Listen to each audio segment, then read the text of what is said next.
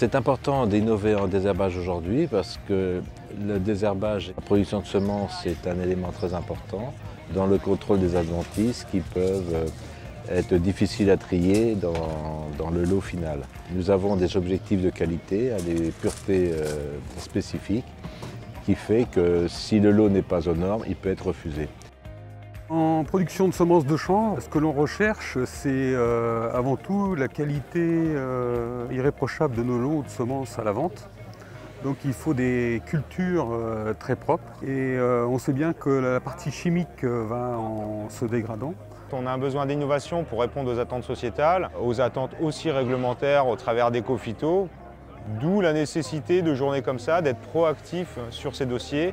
L'enjeu pour moi, il est de se faire rencontrer les acteurs des différentes filières végétales spécialisées, de se confronter aux constructeurs, aux chercheurs et d'avancer tous ensemble pour faire évoluer encore les techniques et peut-être lancer des nouvelles pistes de recherche pour que l'innovation réponde le plus rapidement possible aux besoins.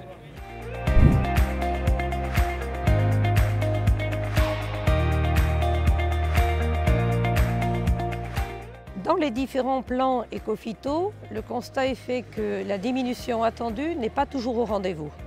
Nous avons baissé plus sur le sujet des fongicides et des insecticides, mais peut-être moins sur le sujet des herbicides.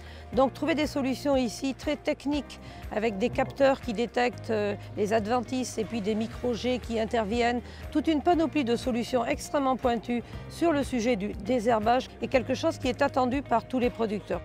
On a voulu faire un peu un état des lieux des méthodes qui sont utilisées classiquement, mais aussi des méthodes qui sont un peu en expérimentation, qui sont pour l'avenir. On a vu aussi bien du désherbage alternatif, comme on est là, de la technologie à base de drones, encore de la pulvérisation, mais plutôt de précision. Et puis ce qui est le fait le plus marquant, c'est le désherbage, on va dire, robotisé. Je reste persuadé que Dino, là, qui est une technologie moderne, demain sera quelque chose qu'on verra dans la plupart des exploitations d'ici 15-20 ans, quoi.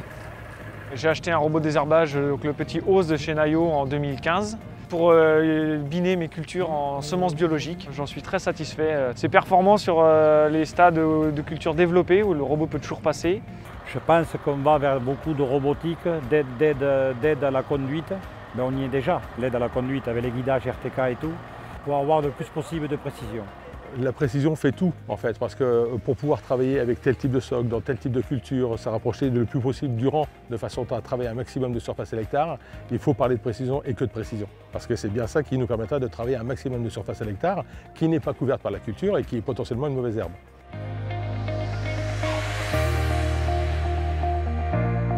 Très bonne journée, très bonne fréquentation je trouve, des gens très intéressés, des questions très pertinentes. Très satisfait du matériel présent sur le site.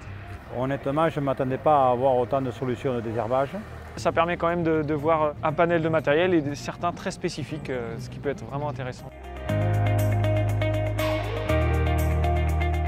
Il est vraiment important que dès le stade de la production et de la multiplication de semences, ces solutions alternatives puissent être développées pour aider l'ensemble des agriculteurs à produire de manière plus durable, de façon compétitive.